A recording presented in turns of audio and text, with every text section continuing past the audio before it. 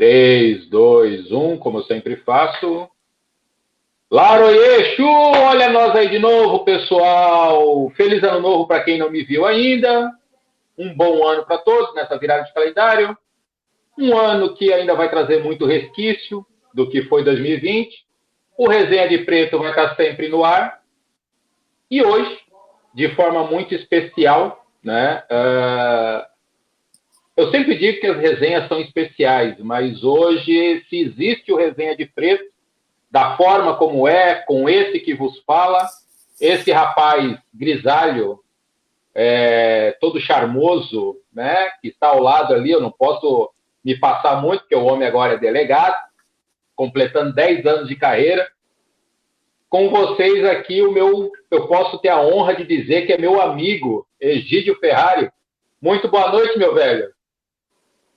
Tudo bom, Marco? Obrigado. Eu acho que mais do que amizade, nós temos uma irmandade, né? São alguns anos já. E, pô, valeu pela oportunidade. E vamos lá, vamos bater papo, vamos conversar, vamos ver o que a gente pode falar, o que não dá para falar. Vamos tocar ficha aí.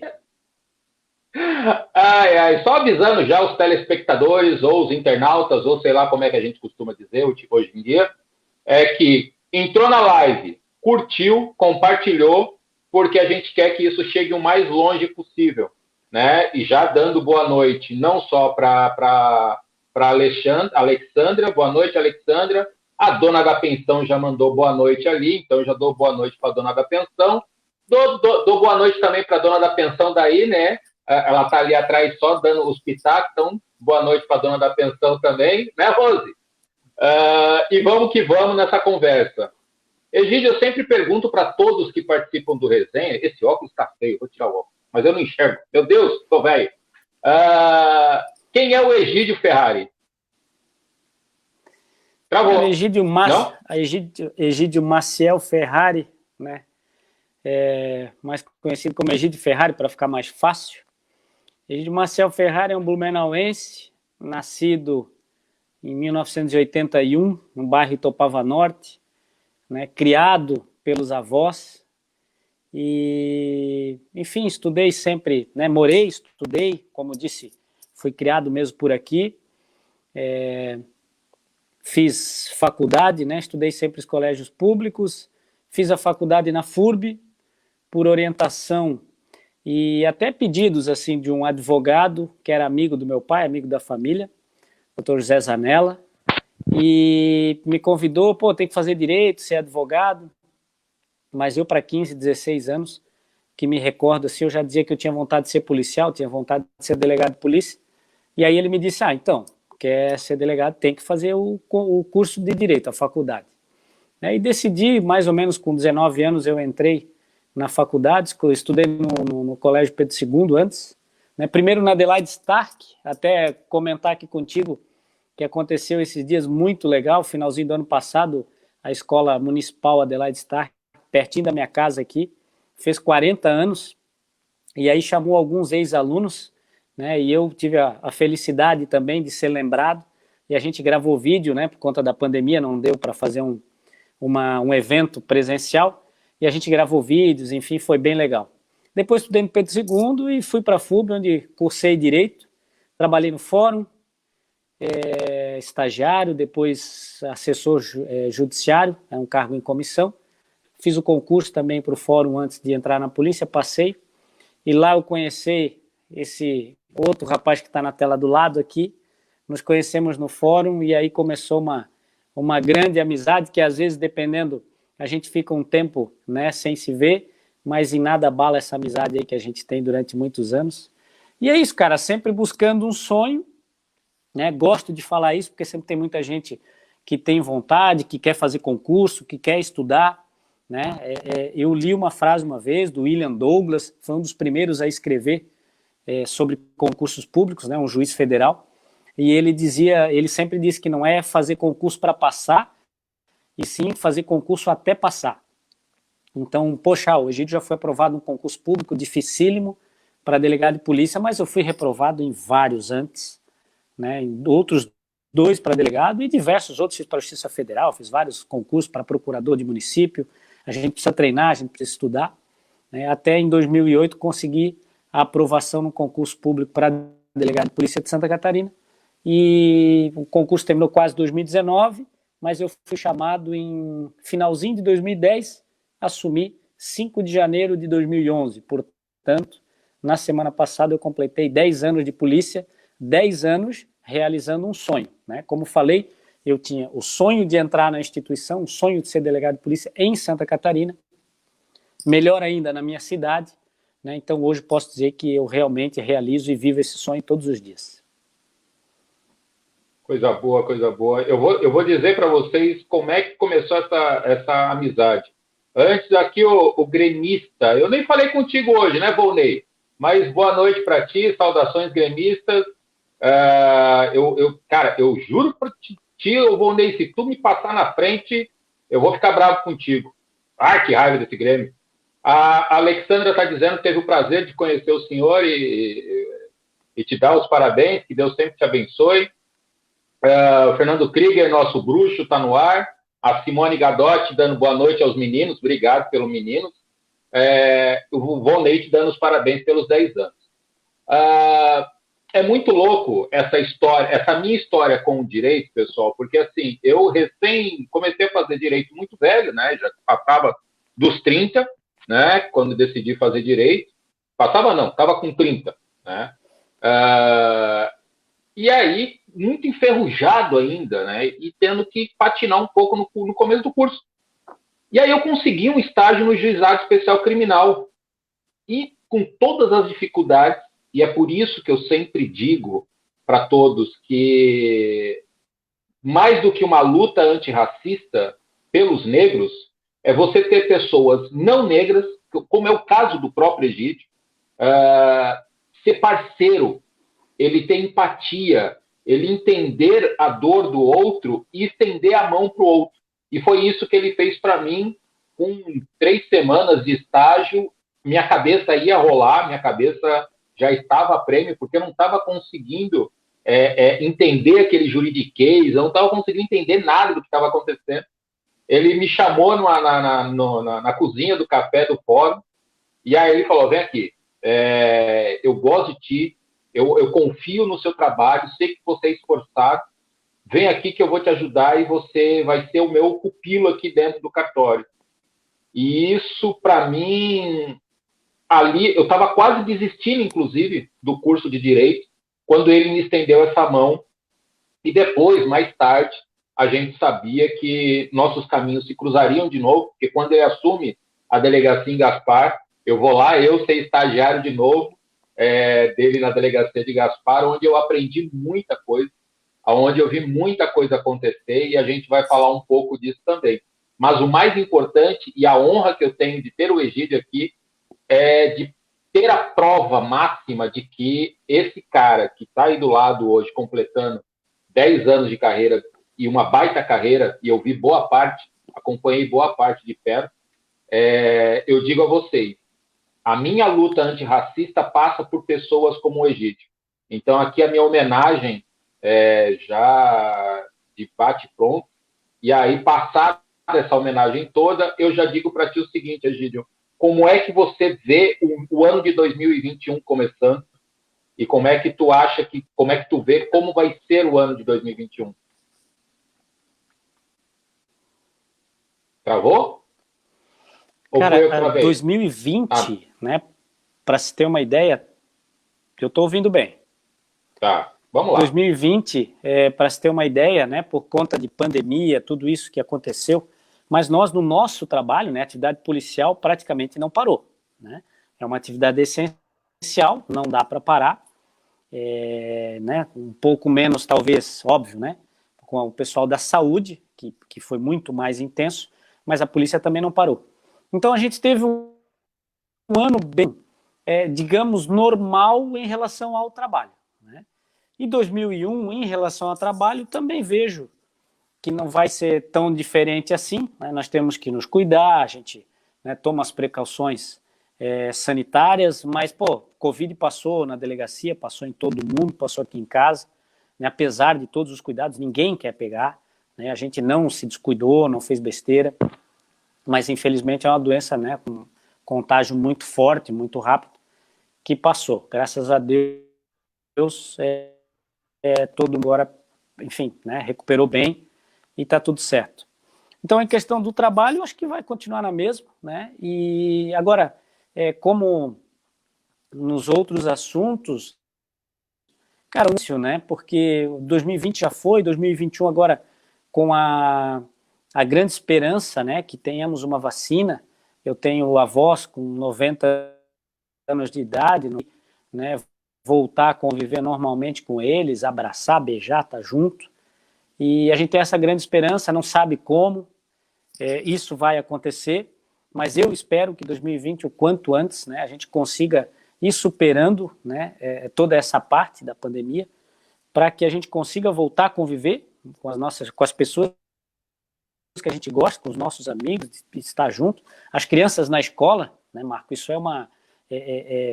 eu acho que talvez tá ali, assim, uma coisa do lado do outro, né?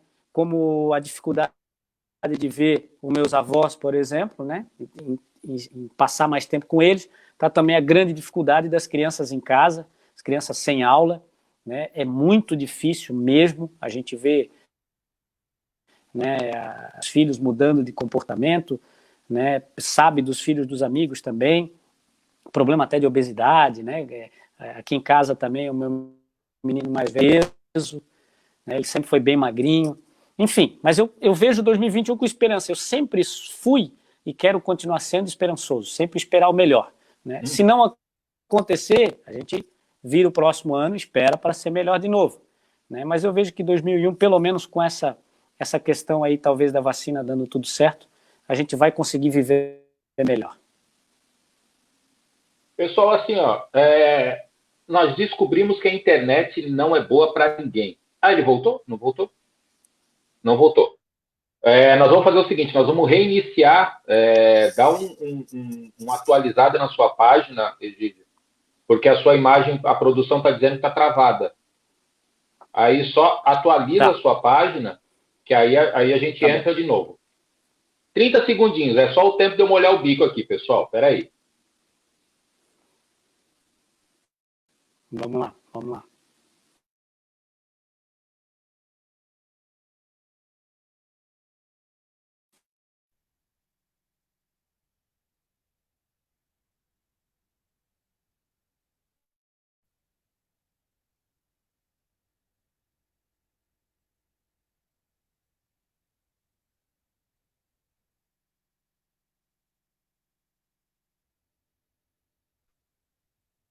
É estranho ficar assim, né?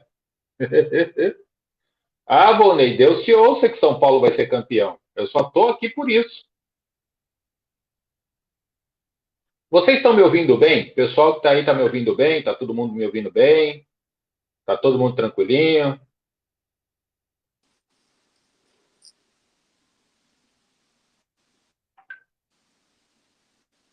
Voltamos? Estou te vendo. Estamos te ouvindo bem. Estou vendo e ouvindo. Vai falando comigo aqui. Ah, agora vai. Vocês têm que ver a cara do homem, né? Voltamos. Nós ouvimos tudo que tu falou, mas é importante a gente interagindo. Oi, Camila! Assim, pessoal, falando aqui com o Egídio, assim, ó, essa semana, Egídio, nós tivemos um problema bem grande com uma situação específica e talvez não seja da sua alçada, mas o pessoal pediu para que eu falasse aqui, pelo menos tocasse no assunto, que foi um acontecimento trágico de um jovem indígena que acabou perdendo a vida no rio Itajaiaçu, e tivemos alguns problemas, principalmente de comunicação de todos os lados, né? E infelizmente, por boa parte do poder público, houve uma invisibilidade por parte do poder público da forma como trataria a situação desse jovem indígena da aldeia Choclen, que está radicado aqui em Blumenau. e a família ficou desesperada porque estava procurando ajuda, todas as formas possíveis de ajuda, e por muitos fecharam as portas e houveram vários problemas. Muito do que acontece com a história do Brasil, muito do que acontece com a história de Blumenau, né? Essa invisibilidade dos indígenas e dos negros que vêm para Blumenau procurar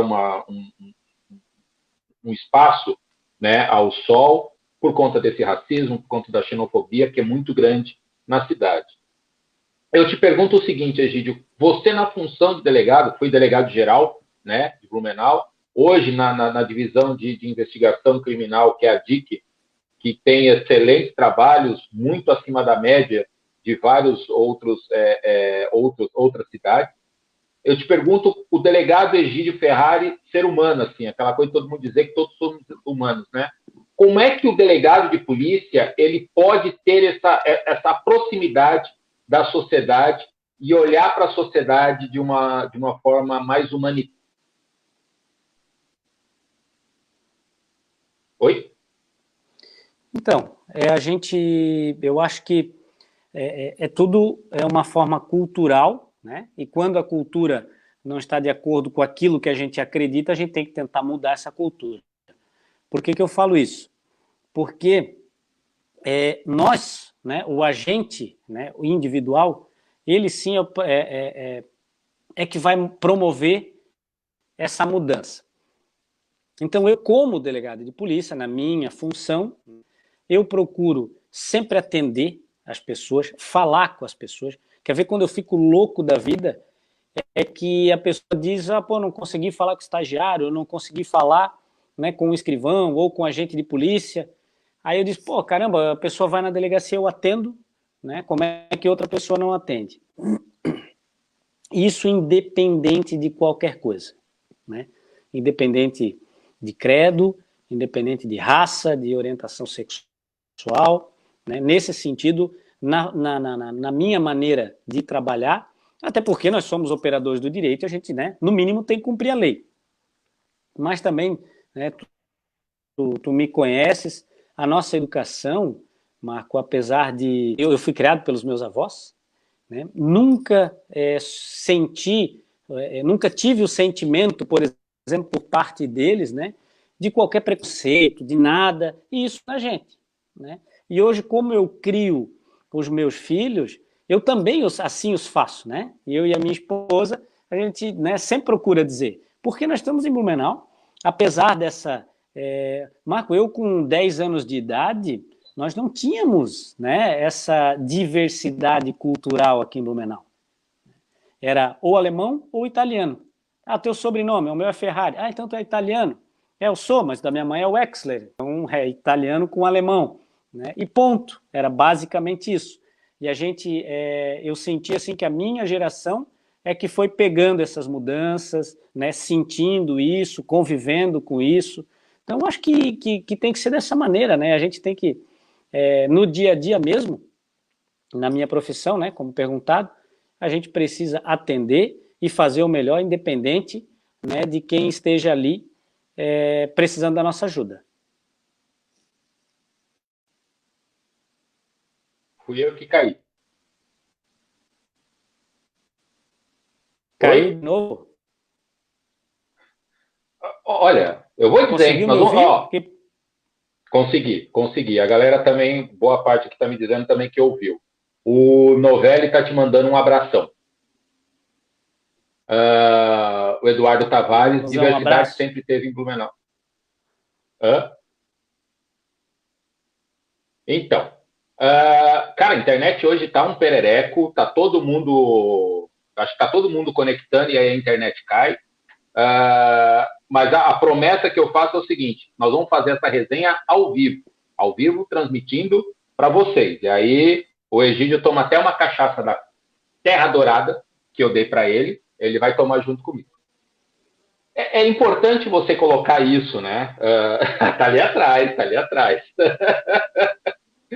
É importante quando você coloca dessa forma, porque eu tenho muitas discussões com relação a como o poder público, principalmente, ou esses agentes públicos atuam na questão da diversidade dela como um todo, seja étnica, racial, seja diversidade sexual, seja diversidade de etnias que vêm para a cidade. Então, é muito importante ter um agente público como você dizendo dessa forma, se colocando dessa forma. E aí eu te coloco o seguinte, você como cidadão, né, o Egídio cidadão, sai o delegado, teoricamente isso não dá para fazer, porque ele é delegado 24 horas por dia, e a postura tem que ser de delegado 24 horas por dia, mas atrás da insígnia, né, atrás da carteirinha vermelha, tem um ser humano, tem um pai de família, tem o neto querido. E esse cara que eu estou dizendo, como é que ele enxerga o Brasil hoje? Sabedor, né? Sabedor de que tu, como 80% da cidade de Blumenau, votou no Bolsonaro, como é que você enxerga o Brasil hoje? Cortou um pouquinho a tua pergunta, mas eu acho que eu entendi. Se eu sair, tu me avisa. Bom, eu enxergo realmente, né, primeiro a gente vai falar de Bolsonaro, de política, vai falar de polarização, né, não tem mais meio termo, ou tu é isso ou tu é aquilo, né, e, enfim, eu enxergo realmente de forma preocupante, né, vou te dizer que não tenho grande conhecimento de causa, a gente acaba, né, acompanhando pela imprensa, né, como um todo, tenta filtrar, porque até mesmo hoje em dia a imprensa não existe mais aquela isenção, né, que eles tanto propagam, a gente vê, né, e para todo lado, né, para todo lado não tem mais aquela isenção. Mas a gente vê preocupante sim, né, porque realmente eu percebo, né, que principalmente essa polarização em todos os assuntos, né, então não só na política, mas quando tu se manifesta e quando tu se coloca sobre algum assunto, cara, tu leva pedrada pra caramba. Então parece que é mais fácil hoje em dia tu ficar em cima do muro, não falar nada, não te manifestar, né, não te posicionar, que pelo menos tu não se incomoda. Né? E isso é complicado, porque tu vai criando de gente aí que não no mínimo, né, não vai se manifestar, não contrariar, que está posto, e aquilo que a gente sabe, quando você não se manifesta, você não participa ativamente, né, de qualquer decisão, de qualquer mudança, tu vai ser obrigado a dançar conforme a música, né? Então, a gente precisa, isso eu decidi também, principalmente do ano passado para cá, que eu vou posicionar mais, eu vou participar efetivamente, né, desse processo de decisões, dar a cara a tapa se for preciso, arregaçar as mangas, né, para a gente poder também, né, nos colocarmos e apoiar também aquilo que a gente acredita, né, poxa, isso é bom, vamos apoiar, vamos fazer força para apoiar, né, e para ir contra o que a gente, né, entende, por exemplo, ser errado ou qualquer coisa nesse sentido. Uhum. Pois é, e é muito louco isso, tá, pessoal? Porque assim, ó, eu já conversei várias vezes com o Egito sobre isso, e é muito doido, porque, por exemplo, eu, Marco Antônio, eu acredito que tenho a convicção de que todo o cidadão comum, né, cidadão comum, possa ter o seu porte de arma, possa ter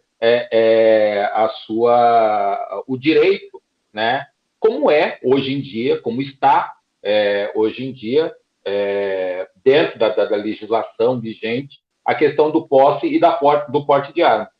Já o Egídio, ele pensa o contrário, né? O Egídio pensa o contrário.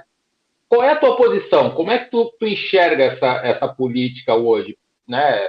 Como está, da forma como colocaram, né? Por exemplo, né? Eu acredito muito na dificuldade que teríamos, ou principalmente São Paulo e Rio de Janeiro, que são os grandes centros que têm grandes problemas, de você, por exemplo, não conseguir buscar de onde veio a munição que foi usada em determinado local de crime ou coisa parecida, como foi o decreto, não sei se foi derrubado ou não, mas o presidente deu uma canetada dizendo que não precisava mais ter o rastreamento dessas munições. Como é que tu enxerga isso? Você como um agente público, né? Como é que tu enxerga essa discussão toda armamentista? Eu tenho um posicionamento muito claro em relação à liberdade.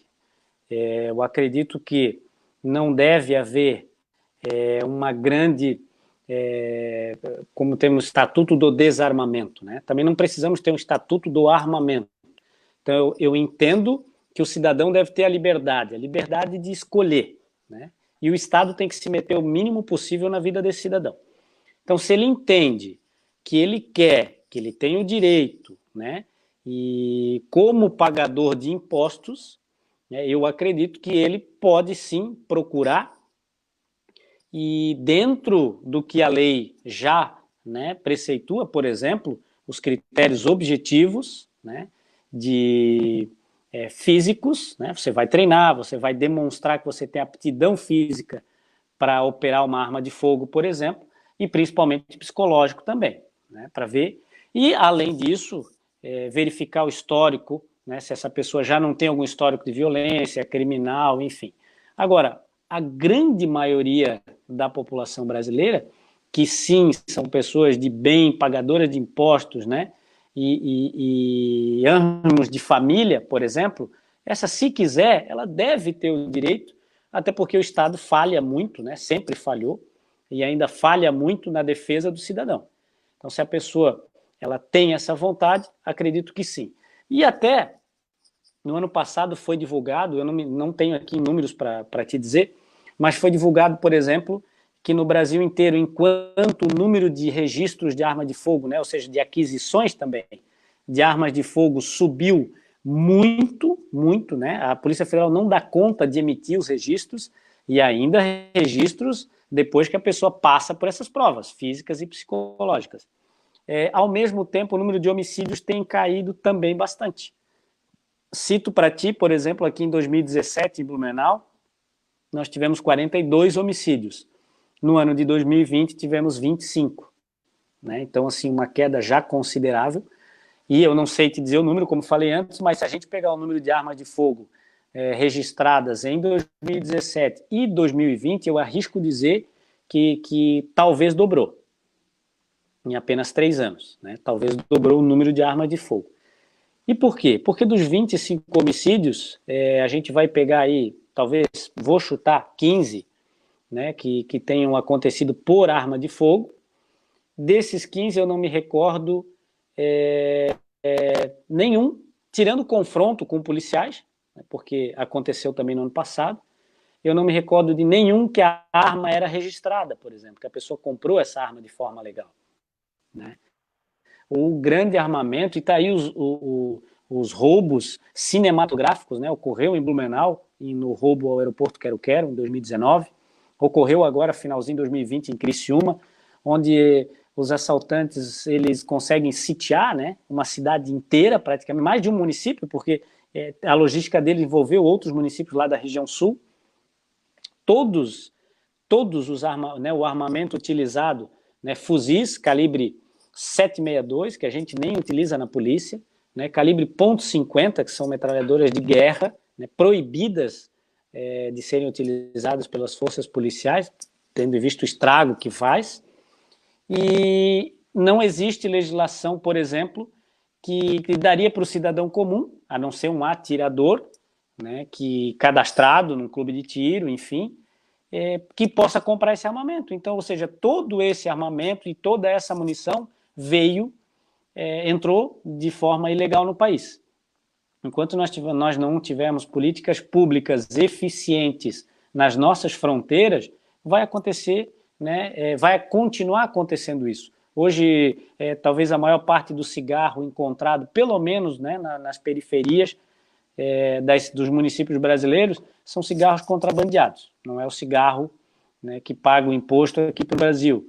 E assim vai, né, os eletrônicos, né, há muitos anos foi assim, né, a gente, pelo menos aqui de Santa Catarina, a gente tinha, eu lembro que quando era mais novo, o avô, vou comprar um videocassete, no Paraguai é mais barato, né? Então entrava e sempre entrou muito fácil. Só que de uns anos para cá, ao invés de só o videocassete, entra arma de fogo, entra munições, né, que abastece aí os grandes centros, e isso chegou em Blumenau, né, chegou em Santa Catarina, chegou em Blumenau. Nós apreendemos no ano passado, em março do ano passado, numa ação, prestamos apoio aqui para a equipe do GAECO de Blumenau, apreendemos 4 fuzis numa casa aqui no bairro Itopavazinha, sabe? Era o Texto Salto, se não me engano. Um bairro com as famílias que moram ali há muitos anos, todas se conhecem, nunca ninguém desconfiou do morador, que também já estava há alguns anos morando ali, e esse cara, chefe de quadrilha, né, que era especializado em roubos a banco. Eles fizeram o roubo do Banco Bradesco aqui, atiraram para o alto com fuzil, em que colocaram o gerente em cima do capô da caminhonete e saíram. Então, esse cara morava nessa casa, e eles, especializados em roubos a banco, fizeram alguns em Santa Catarina, no Paraná também, e os roubos aqueles ônibus, né, de viagem, que também, às vezes, leva as pessoas para fazer compra em São Paulo, de roupa, compra em outros municípios, estados, enfim. Eles faziam todos esses roubos. Esse armamento que a gente aprendeu, os 4, né, 100%, toda a munição, tinha mais munição que a polícia. Então, se a gente parasse, a nossa equipe hoje da DIC, que né, tem o mesmo número, tem 4 fuzis, para combater com eles e confrontar com eles, né, num campo, enfim, com certeza a nossa munição acabaria primeiro. Pois é. Levando isso em consideração, esse discurso do governo federal não vai na contramão do trabalho que vocês fazem? Ou seja, se o governo federal quisesse, de fato, combater a criminalidade ou esse tipo de criminalidade, pela fronteira mesmo? É isso que tu diz? É muito mais fácil você apostar na inteligência e na educação do que você apostar só na ostensividade? Não, tem que fazer as 2 frentes, né? 2, 3 frentes, enfim.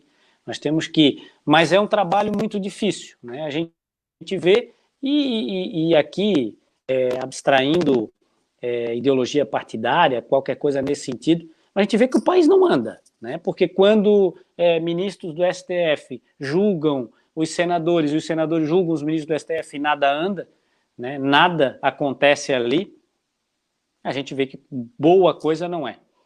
Então, eu vejo que como uma medida efetiva, né, e rápida, porque eu costumo dizer que eu quero brigar por um país melhor, não somente para os meus filhos e os meus netos, né? Isso vai ser resultado do nosso trabalho lá na frente. Eu quero ter um Brasil melhor. Eu quero, quando chegar, né, no meu momento de me aposentar, de curtir os meus netos, eu quero ter uma cidade melhor, né? Então, hoje, aqui em Blumenau, na rua que eu me criei, né, que eu conhecia todo mundo, já não dá mais, né? Já não dá mais para a gente tem que cuidar.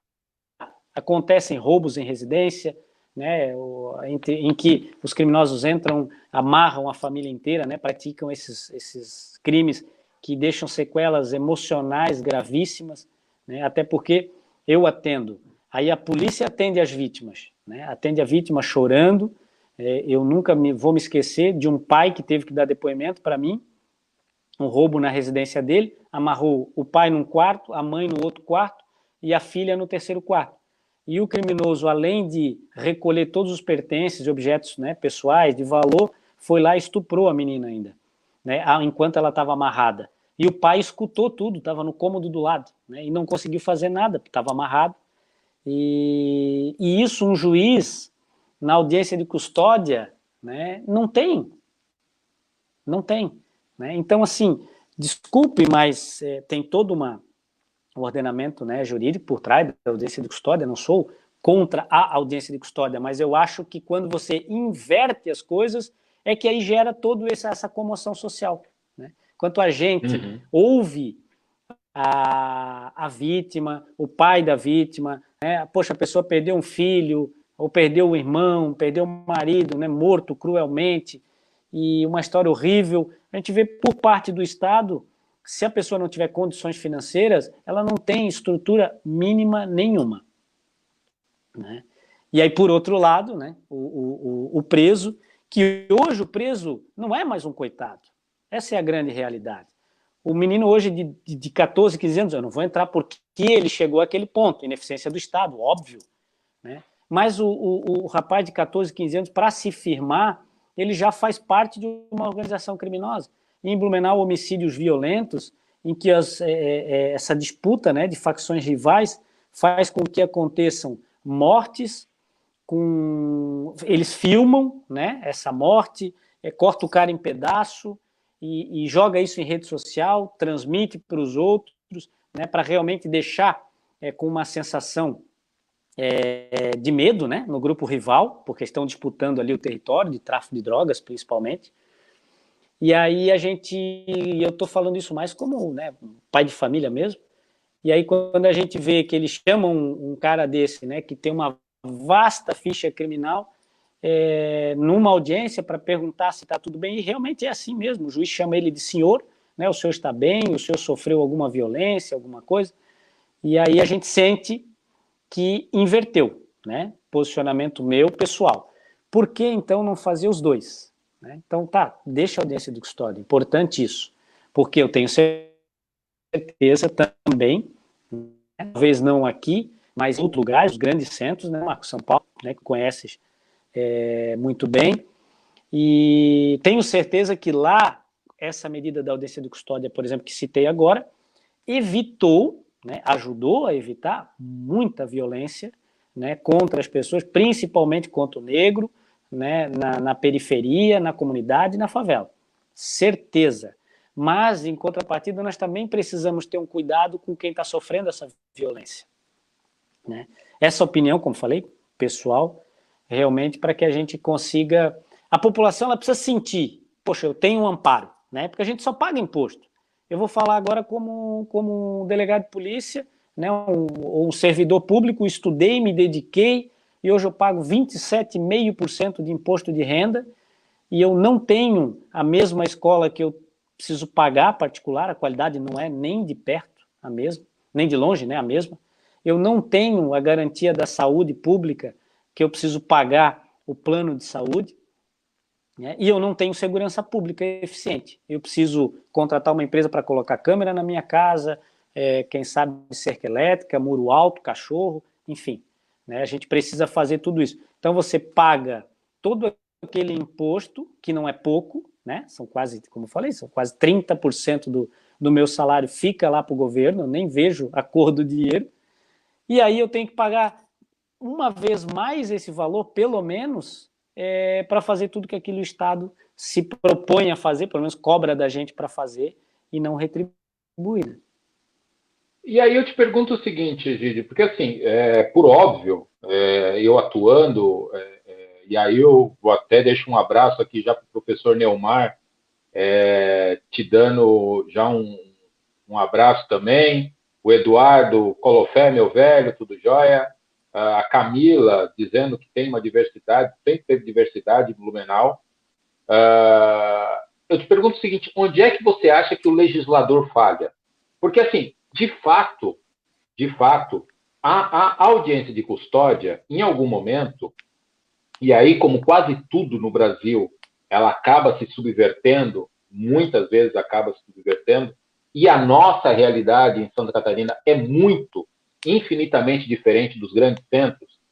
Vão mais perto, Porto Alegre. Se a gente for até Porto Alegre, a gente vai entender que a audiência de custódia, para quem é leigo, o cara é preso, ele para na frente do juiz antes de ir preso para perguntar se ele sofreu algum tipo de violência policial ou se como ele foi tratado até chegar ali na audiência de custódia. Eu te pergunto o seguinte, como legislador e como você enxerga esses legisladores que a gente tem hoje? E aí, como cidadão, o que você acha que o próximo legislador, 22 está aí, 22 está aí, o que o próximo legislador tem que propor para essa sociedade e, de fato, fará para essa sociedade? O que ele precisa ter? O que ele precisa apresentar para a sociedade? Precisa, primeiro, né, ele ter a atitude dele decente, porque o que acompanha o legislador né, principal, as leis federais aí do Congresso Nacional, a gente vê cada vez mais os nossos representantes envolvidos em escândalos de corrupção. E é matemático, eu sempre falei isso, né? Por que o cara ganha uma eleição para ser, vamos chutar aqui, vereador, né? Tem um salário aí de, nem lembro quanto é, 9, 10 mil reais, e se ele como profissional liberal, independente, ele poderia ganhar muito mais, né? Então, não dá para a gente dizer que a pessoa só quer fazer uma boa ação. Por trás de muitos, infelizmente, são muitos mesmo, está a questão financeira, né? Os conchavos políticos, o poder,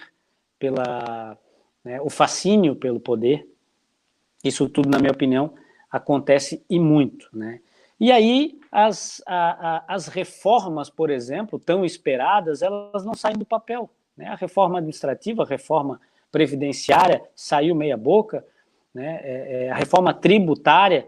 E por quê? Porque eles não se entendem entre eles, né? Ao invés de ficar um discutindo com o outro, eles não se entendem, né? Várias iniciativas, né, não só do presidente, por exemplo, que encaminhadas ao Congresso simplesmente não foram sequer votadas.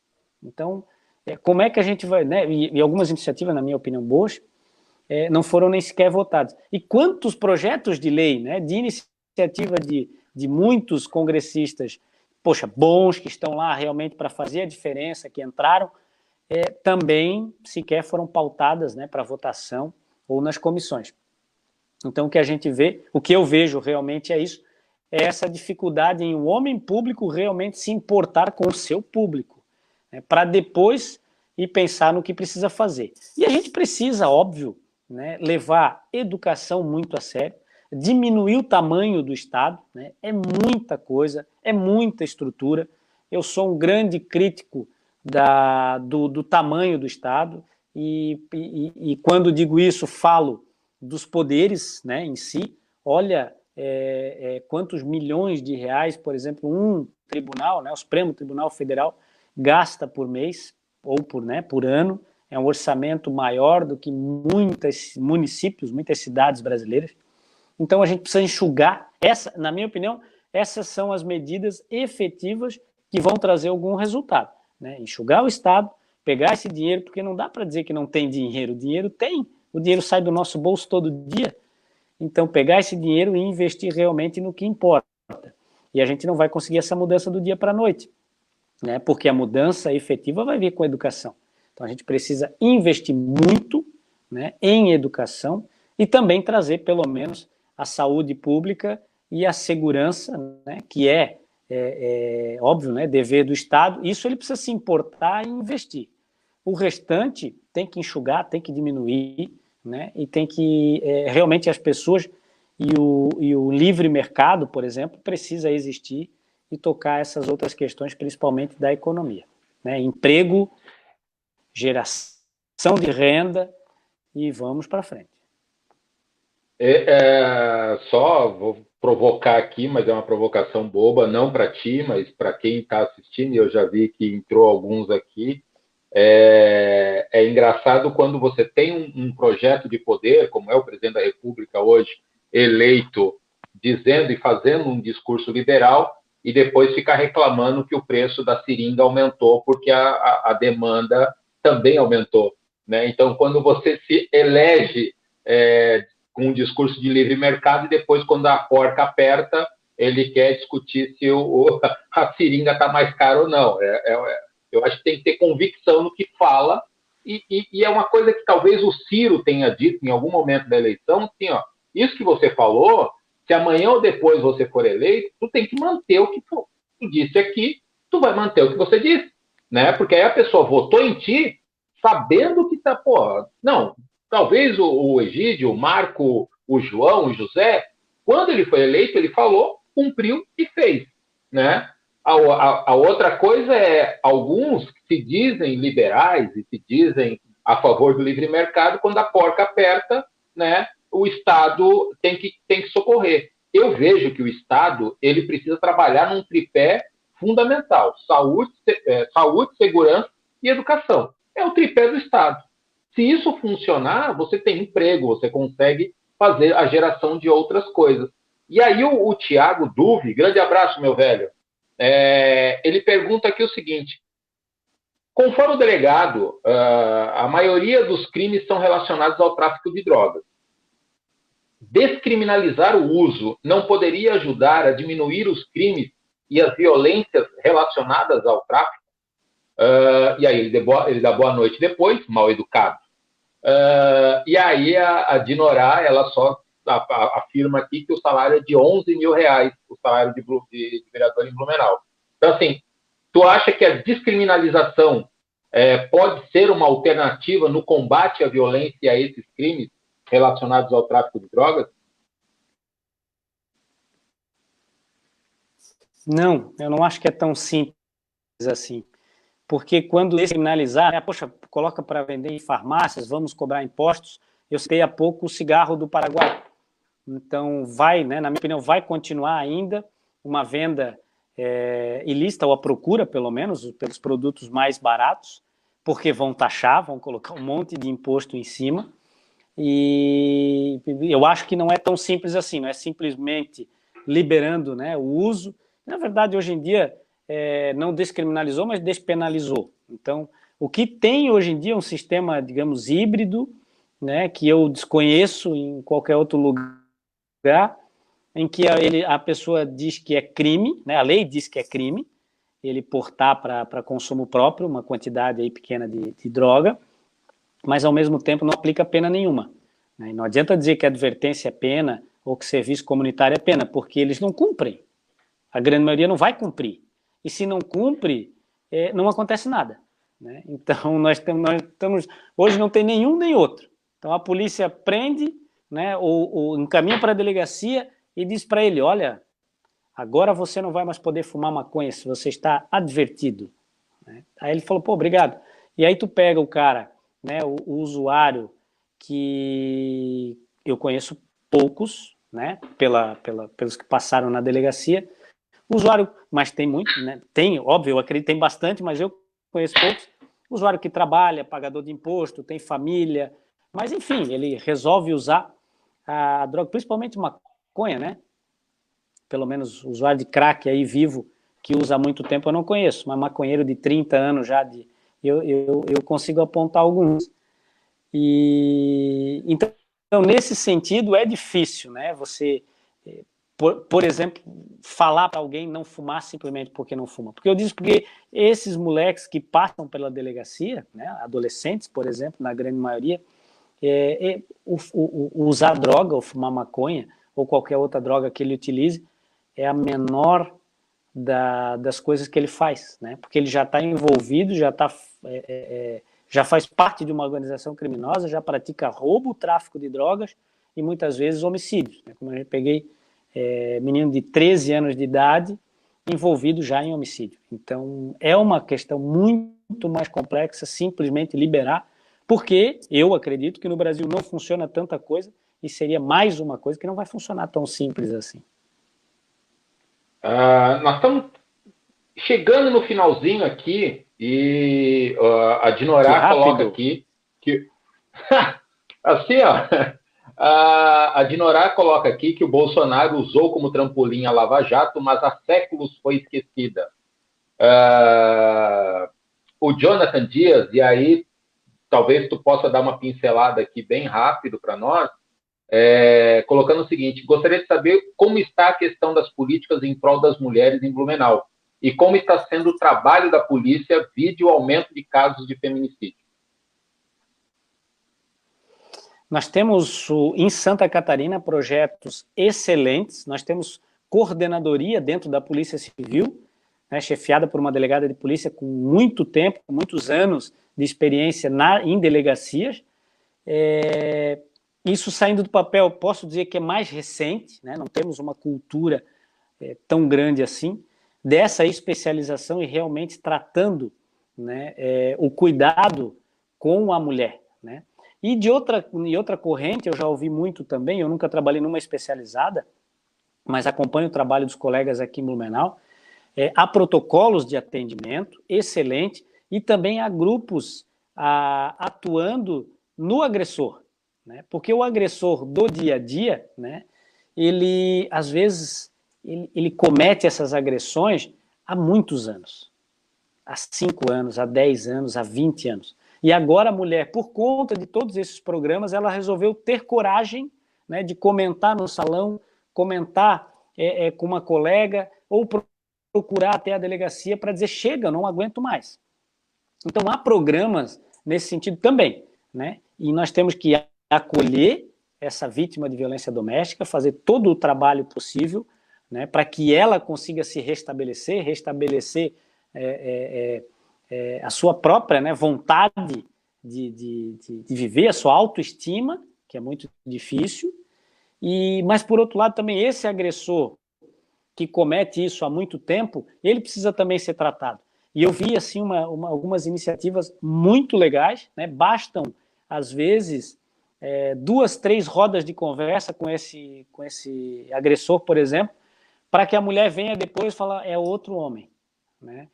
Nunca mais aconteceu, melhorou a vida muito, mas há sim esses programas, mas é muito difícil, né?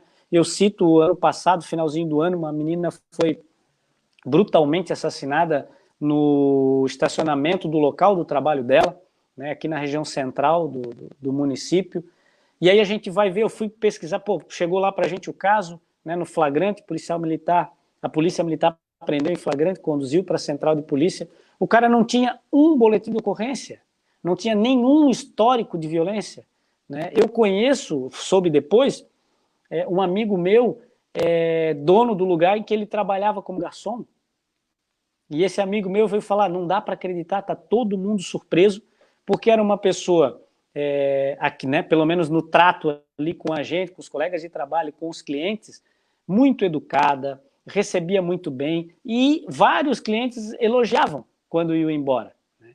Então, nesse sentido, é muito difícil a gente prever que algo possa acontecer, por isso que aí o trabalho em cima realmente da mulher, não só daquela vítima de violência, porque essa menina que foi morta, ela também não tinha um boletim de ocorrência ainda. Mas Daiana talvez Silva. são pequenos sinais. Isso, Adriana. São pequenos sinais que a mulher precisa acender o alerta, né? E, se for o caso, procurar ajuda, ou pelo menos acabar, né, com aquele relacionamento abusivo, que às vezes a mulher mesmo não consegue, por falta, às vezes, até de conhecimento, não consegue distinguir até onde o relacionamento começa a ser abusivo, né? E até onde ela acha que isso vai passar, ele está de mau humor, quem sabe hoje ele, né, não foi bem o dia dele, por isso que ele foi um pouco mais grosso. Enfim, é difícil, mas nesse sentido a Polícia Civil ela investe muito, né, nesses programas, e a gente tem sim evoluído bastante nesse sentido, né? Na violência doméstica, e nas delegacias especializadas também fazem investigação, por exemplo, de estupro, né? Estupro de vulnerável, crianças e adolescentes que são vítimas de estupro, né? E a grande maioria no ambiente familiar, tem avançado e muito, estamos conseguindo fazer um trabalho bem legal, porque não é só o trabalho policial, é um trabalho multidisciplinar. Nós temos psicólogos concursados, psicólogos policiais, né? São psicólogos já de formação, fazem o concurso público e entraram na polícia para fazer esse atendimento. Então, assim, realmente temos aí resultados muito positivos. Gente, meu Deus, isso que ele falou no início ali, a gente fica 6, 7 meses sem se falar, nem no Zap a gente se fala direito, e aí quando fala, parece que acabou a conversa, assim, em menos de 5 minutos. É muito importante falar o nome das vítimas, né, Aline? Então, o nome dessa menina que faleceu brutalmente, vítima de feminicídio, é Daiana Silva. Eu não tenho o nome do rapaz que faleceu essa semana também, que é da aldeia Choclen, mas fica aqui a nossa luta, porque, como eu coloquei para muita gente, o ano é novo, mas as lutas são antigas, então a gente vai continuar tratando do assunto, a gente vai atrás de outras informações para que isso não aconteça mais da forma como aconteceu, porque também precisa de uma atenção à saúde mental desses nossos jovens. Eu quero deixar um abraço aqui para o meu também outro amigo de longa data, lá de São Paulo, o delegado da DHPP, lá de São Paulo, Pedro Ivo. Um abraço, meu velho. Ele está ali quietinho assistindo. Eu vi que ele está. De vez em quando ele vem encher o saco aqui em Santa Catarina, mas nunca pede pedágio. Eu vou cobrar pedágio a próxima vez que tu aparecer aqui, viu, doutor? Você vai ver se eu não vou cobrar pedágio. Gente, para mim foi muito legal fazer esse primeiro resenha desse ano. A conversa fluiu da forma que eu achei que ela ia fluir.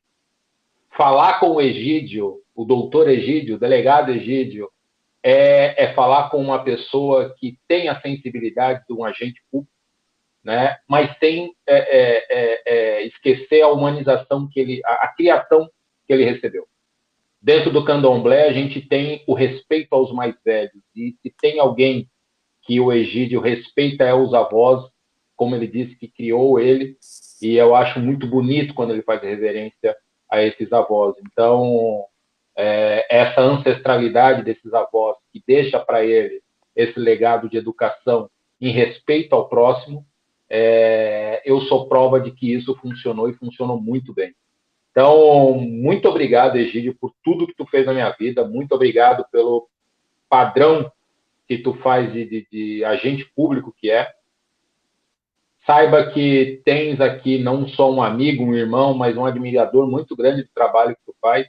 Não deu tempo da gente falar dos perrengues da polícia, não deu tempo de falar de muita coisa que tu tem para falar ainda da delegacia. Por isso eu vou fazer um outro resenha com ele numa outra oportunidade, né? Só para falar, o pessoal pediu várias perguntas aqui relacionadas ao dia a dia do direito, ao dia a dia de várias outras coisas. Então, assim, muito obrigado mesmo pela oportunidade que tu me deu de fazer o primeiro resenha do ano. Marcão, meu irmão, obrigado também. Não deu tempo de eu falar do meu Corinthians, né? Que pena.